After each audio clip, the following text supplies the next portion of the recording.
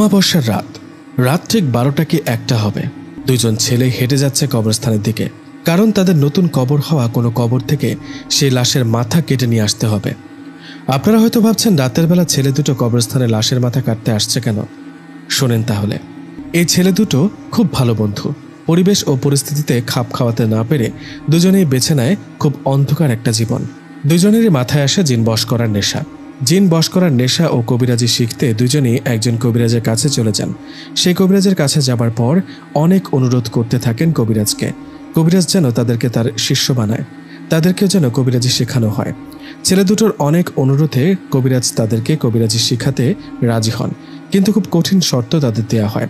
3টা শর্তের মধ্যে প্রথম যে শর্ত ছিল সেটাই হলো অমাবস্যার রাতে কোনো এক কবরস্থান থেকে লাশের মাথা কেটে এনে কবিরাজকে দিতে হবে। কবিরাজের দেওয়া প্রথম শর্ত পালন করতে অমাবস্যার রাতে কবরস্থানের দিকে এগিয়ে যাচ্ছে এই দুই বন্ধু। এদের একজনের নাম শাহাদাত, আরেকজনের নাম জয়নাল। অমাবস্যার রাত, গ্রামের রাস্তা একদম ফাঁকা, একদম গা ছমছমে পরিবেশ। শাহাদাত ও জয়নাল দুজনে হেঁটে চলেছে কবরস্থানের দিকে। এরা দুইজন যখন হেঁটে কবরস্থানের পাশে চলে আসে, ঠিক তখনই পেছন থেকে একটা আওয়াজ ভেসে আসে, এখান থেকে চলে যা, বাঁচতে চাইলে চলে যা। পেছন থেকে এমন আওয়াজ পেয়ে শাহাদাত ও জয়নাল দুজনেই পেছনে ঘুরে তাকায়, কিন্তু পেছনে তো কেউ নেই। তাহলে আওয়াজটা আসলো কোথা থেকে? পেছনে কাউকে না দেখে দুজনেই কবরস্থানের কাছে চলে আসে ও দেওয়াল টপকে কবরস্থানের ভেতরে প্রবেশ করে। কবরস্থানে ঢুকে দুজনেই খুঁজতে থাকে নতুন কবর, মানে কয়েকদিনের মধ্যে যারা মারা গেছে এমন একটা কবর।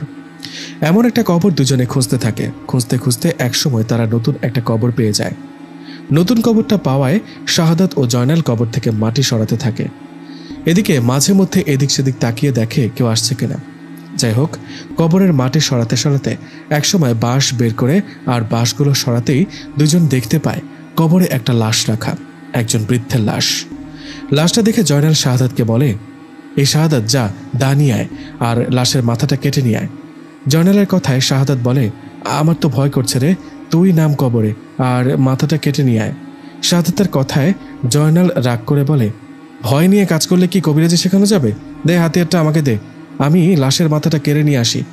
তুই উপরে থেকে দেখ কেউ আসে কিনা। কথাটা বলে জয়নাল নেমে যায় কবরের ভেতরে।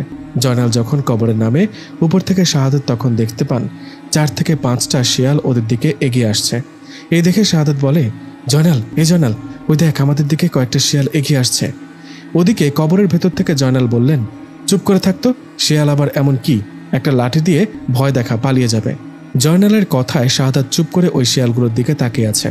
এদিকে শিয়ালগুলো আস্তে আস্তে কিছুটা কাছে আসায় শাহাদাত দেখলেন শিয়ালগুলো সাধারণ শিয়ালের থেকে অনেক বড়। শিয়ালগুলোর চোখ আগুনের মতো জ্বলজ্বল করছে, দাঁতগুলো অনেক বড় বড় ও ছোচালো।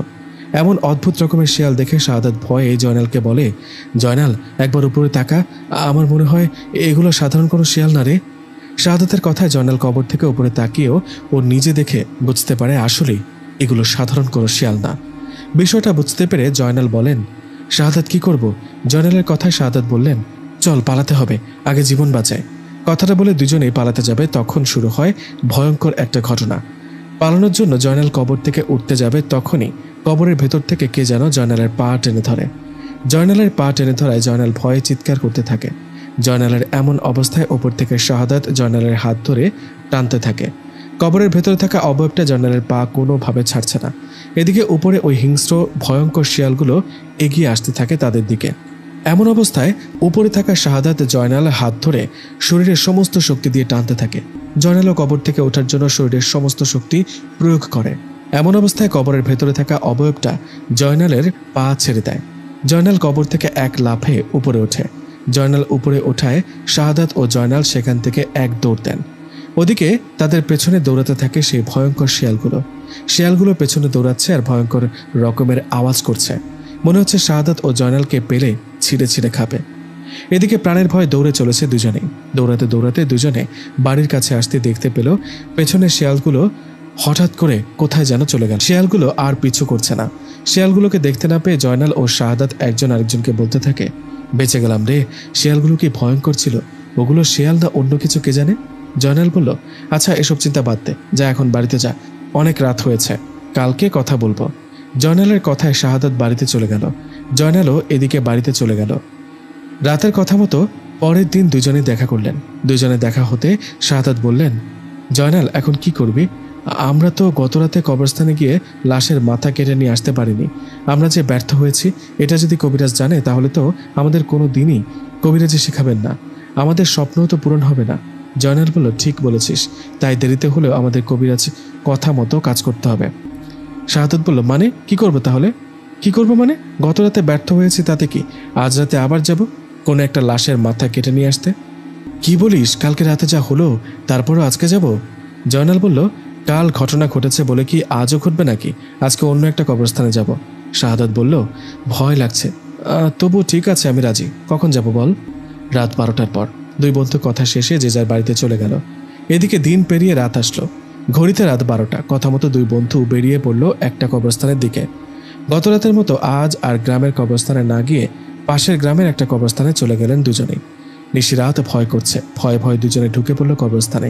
সেখানে গিয়ে খুঁজতে লাগলো নতুন কবর। আজ আর বেশিক্ষণ খুঁজতে হলো না। শুরুতে একটা নতুন কবর পেয়ে গেল। নতুন কবর দেখে দুজনে সেটা থেকে মাটি সরাতে লাগলো। দুজনে যখন মাটি সরাচ্ছে তখন বাতাসে একটা আওয়াজ ভেসে আসলো। মনে হচ্ছে কেউ ফিসফিস করে বলছে, চলে যা, চলে যা, বাঁচবি না, পালা এখান থেকে। আওয়াজটা পেয়ে দুজনে আশেপাশে ঘুরে দেখলেন, কিন্তু কাউকে দেখতে পেল না।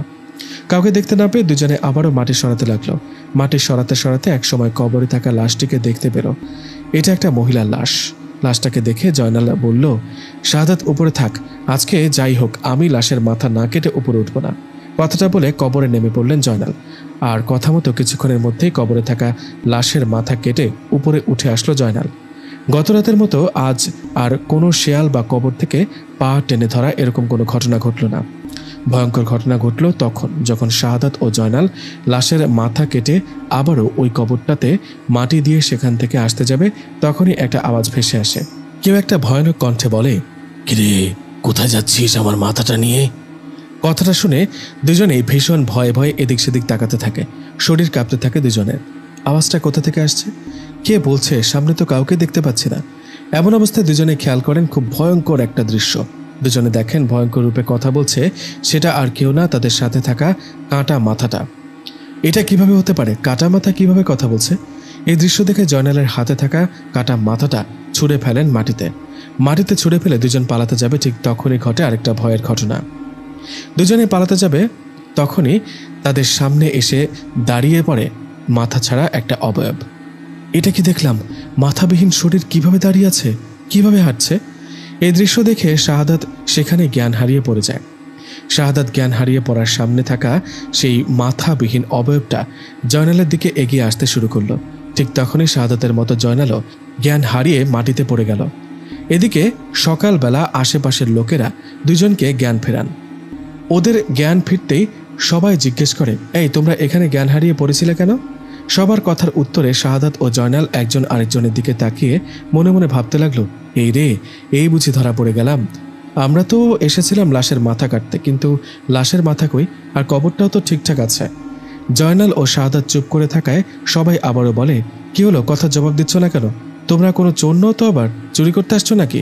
সবার কথার জবাবে জয়নাল বুদ্ধি করে বলেন, আরে না, আমরা চোর না, আসলে আমরা দুজনেই কাল রাতে বাজার থেকে ফিরছিলাম। হঠাৎ আমরা ভয়ঙ্কর একটা জিন দেখতে পাই আর দৌড় দিয়ে এসে এই কবরস্থানে ঢুকে পড়ি আর ভয়ে জ্ঞান হারিয়ে ফেলি। জয়নালের কথায় সবাই অবাক হলেও বিশ্বাস করে, কারণ কবরস্থানে সব ঠিকঠাক ছিল, কোনো কিছু তো চুরি যায়নি। কোনো কিছু চুরি না হওয়ায় সবাই বলে, আচ্ছা ঠিক আছে, তোমরা বাড়ি চলে যাও আর রাত করে কোথাও যেও না। সবার কথা শুনে জয়নাল ও শাহাদাত সেখান থেকে বাড়ির দিকে রওনা করলো। বাড়ির দিকে আসতে আসতে জয়নাল শাহাদাতকে বলল, বড় বাঁচা বেঁচে গেলাম রে। সবাই যদি বুঝে ফেলতো আমরা কবরস্থানে গিয়েছিলাম লাশের মাথা আনতে, তাহলে সবাই আমাদের পিটিয়ে মেরে ফেলতো। শাহাদাত বলল, তা ঠিক বলেছিস, কিন্তু একটা জিনিস বুঝলাম না, কবরস্থানে সব কিছু ঠিকঠাক হলো কি করে? আমরা যে কবরটা খুললাম, লাশের মাথা কাটলাম, এগুলোর ব্যাপারে তো কেউ কিছুই বুঝলো না। জয়নাল বলল, আমিও বুঝতে পারছি না আসলে রাতে ঘটনাটা ঘটলো কি। আমি এরকম ভয়ঙ্কর জিনিস কখনো দেখিনি। কাটা মাথাটা কিভাবে কথা বলল, আর মাথা ছাড়া শরীরটাও বা কিভাবে আমাদের সামনে এসে দাঁড়ালো? শাহাদাত বলল, সেটা তো আমারও প্রশ্ন। আর বলিস না, আমি যে মারা যায়নি এটাই অনেক। এরকম ভয়ঙ্কর জিন কখনো দেখিনি, আর দেখার ইচ্ছাও নেই। জয়নাল বলল, সেটাই তো, কি করবো এখন? সব বাদ তাহলে? শাহাদাত বলল, বাদ মানে? এসবের নাম আর মুখে নিবি না। আমাদের কবিরাজি শেখার শখ মিটে গেছে, আমরা আর এসব কিছু শিখতে চাই না। হ্যাঁ ঠিক বলেছিস, এগুলো কঠিন কাজ, মরতে মরতে বেঁচে গেছি। আচ্ছা বাড়ি এসে পড়েছি, তুই যা বাড়িতে, আমিও বাড়িতে যাই, কালকে আবার দেখা হবে।